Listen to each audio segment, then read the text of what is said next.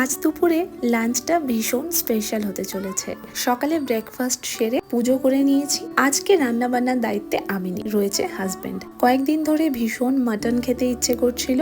আজ যেহেতু ওর off day, তাই ও বানাচ্ছে মাটন আমার জন্য। ম্যারিনেশনটা আমি করে দিয়েছি ও যেভাবে বলেছিল। তারপর কাটাকুটিতেও আমি বেশ কিছুটা ওকে হেল্প করে দিয়েছি। শ্রীহুর লাঞ্চটা এদিকে কমপ্লিট করিয়ে নিয়েছি। সকাল থেকে প্রচন্ড বৃষ্টি হচ্ছে। ওয়েদারটা কি যে ভালো হয়ে আছে বলে বোঝাতে পারবো না।